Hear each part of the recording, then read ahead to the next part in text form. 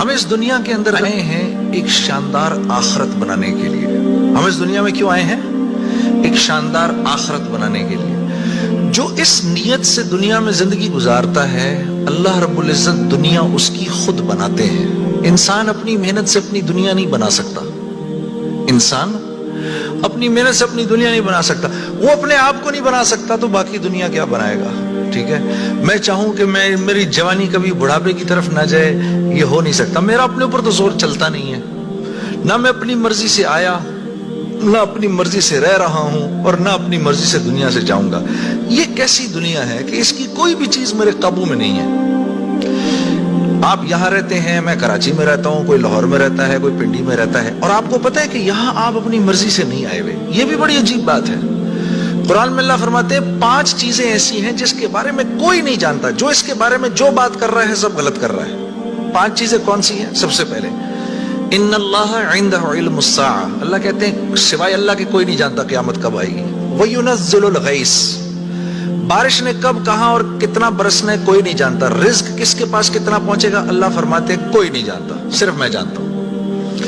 وَيَعْلَمُ مَا فِي الْأَرْحَامِ. ماں کے رحم میں یہ تو معلوم کر لیتے ہیں کہ بیٹا ہے یا بیٹی ہے، لیکن اللہ فرما رہے ہیں یہ نہیں معلوم کر سکتے کتنا جیے گا، کتنا کہاں رہے گا، کیا کھائے گا، کیا پیے گا، نیک ہوگا، بد ہوگا، فرما بردار ہوگا، نافرمان ہوگا. اللہ فرماتے کوئی نہیں جانتا. پھر اللہ فرما رہے ہیں وما تدری نفس ماذا تکسب غدا. کوئی نفس یہ نہیں جانتا، انسانوں کو چھوڑو، کیڑے مکوڑے بھی یہ نہیں جانتے کہ کل ان کو ان کا رزق کہاں سے ملے گا. مجھے نہیں پتا تھا کہ آج میں کھانا یہاں بیٹھ کے کھاؤں گا، کوئی آئیڈیا نہیں. اللہ کہتے کوئی نہیں جانتا. پھر اللہ کہہ رہے ہیں 5ویں چیز وما تدری نفس بأی ارض تموت. کسی نفس کو نہیں پتا کہ اس کو موت کب آئے گی اور کہاں آئے گی. وما تدری نفس بأی ارض تموت. کسی نفس کو نہیں پتا اس کو اس کی موت کل کہاں آئے گی. یہ 5 چیزیں کوئی نہیں جانتا. اب ان 5 چیزوں کا براہ راست ہماری زندگی سے تعلق ہے. تو پھر یہ کیسی زندگی ہے، یہ کیسی دنیا ہے جس کے بارے میں کچھ بھی نہیں جانتا.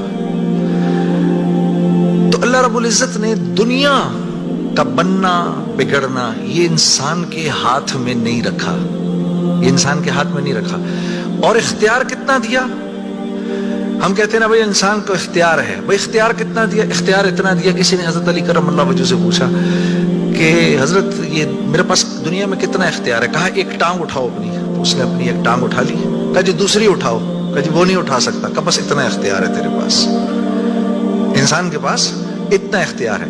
اور جو اختیار ہے وہ کیا ہے یہ جاننا بڑا ضروری ہے. انسان کے پاس کیا اختیار ہے؟ اللہ نے انسان وہ واحد مخلوق ہے پوری کائنات میں جو اپنی جان کے استعمال کو بھی جانتی ہے اور چیزوں کے استعمال کو بھی جانتی ہے. انسان کے علاوہ اور کسی مخلوق کو یہ نہیں پتا کہ میں نے اپنی جان کو کیسے استعمال کرنا ہے اور چیزوں کو کیسے استعمال کرنا ہے. گھوڑے کو نہیں پتا کہ میں نے اپنے آپ کو کس کام میں لگانا ہے اور میں نے بکری کا کیا استعمال کرنا ہے. بکری کو نہیں پتا کہ میں کس کام کے لیے دنیا میں آئی ہوں. اس کو کوئی آئیڈیا نہیں ہے کہ بلی کا میں نے کیا استعمال کرنا ہے. ٹھیک ہے. انسان وہ واحد مخلوق ہے جس کو اللہ نے یہ شعور دیا فَأَلْهَمَهَا فُجُورَهَا وَتَقْوَاهَا. اف میرے دوستو یہ وہ آیت ہے وَنَفْسٍ وَمَا سَوَّاهَا.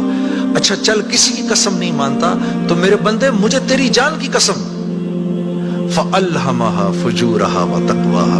کل قیامت کے دن آ کے مجھے نہیں کہنا یا اللہ مجھے نہیں پتا تھا سیاہ کیا ہے اور سفید کیا ہے. مجھے نہیں کہنا کل یہ قیامت کے دن، کیونکہ فَأَلْهَمَهَا الہام کیا ہے میں نے تجھے، الہام کیا ہے. اچھائی اور برائی کا فرق میں نے تیرے اندر ڈالا ہے اور یہ ڈال کے تجھے دنیا میں بھیج دیا ہے. جیسے کوئی بھی معاشرہ ہو اس میں سچ اچھا سمجھا جاتا ہے، جھوٹ برا سمجھا جاتا ہے، چاہے وہ مسلمانوں کا معاشرہ ہو چاہے غیر مسلموں کا ہو. بے ایمانی ہر معاشرے میں بری سمجھی جاتی ہے، ایمانداری ہر معاشرے میں پسند کی جاتی ہے.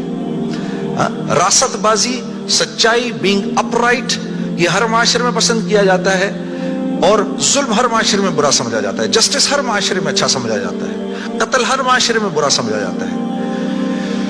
تو اللہ پاک فرما رہے یہ چیزیں دے کے میں نے تمہیں دنیا میں بھیجا ہے، میں نے تمہیں تمہاری جان کا استعمال بتا دیا، چیزوں کا استعمال بھی سکھا دیا. تو یا اللہ میں نے جان کا کیا استعمال کرنا ہے، میں نے جان کا کیا استعمال کرنا ہے. ہاں تو اللہ پاک فرما رہے قد افلح من زکاہا، تو نے اپنی جان کا تزکیہ کرنا ہے تو تو کامیاب ہو جائے گا. وقد خاب من دساہا، اور اگر اپنے نفس کو تو نے کھلا چھوڑ دیا تو برباد ہو جائے گا. اب نفس کا تزکیہ کیا ہے؟ نفس کو ہر اس چیز سے روکنا جس کو اللہ نے منع کیا ہے، یہ نفس کا تزکیہ ہے. سامنے نام میرا مورد ہے، اب نہیں دیکھ سکتے اس کو. ہاں وہ سامنے سے آئی، نظریں جھکا لی، اب نظریں جھکا لی اسی لمحے پچھلے سارے گناہ معاف ہو جاتے ہیں. اور اللہ ایمان کی وہ حلاوت دیتے ہیں جو آپ نماز میں محسوس کریں گے. پھر آپ نہیں کہیں گے کہ جی میں نماز پڑھتا ہوں میرا تو دھیان ادھر نکل جاتا ہے. پھر آپ نہیں کہیں گے. کان کو ہر وہ چیز سننے سے روکنا جس کو اللہ نے منع کیا، ہر اس چیز کو سننا جس کا حکم دیا. ہاتھ کو ہر اس جگہ استعمال کرنا جس کا حکم، ہر اس چیز سے روکنا جس سے منع کیا. تو نفس کا تزکیہ اللہ فرما رہے ہیں جب تم دیکھ دیکھ کر میری رعایت رکھ کے زندگی گزارو گے تو تم اس دنیا میں کامیاب ہو جاؤ گے. اور تمہیں کامیاب کون کرے گا؟ ہم کریں گے. تم خود کامیاب نہیں ہو سکتے.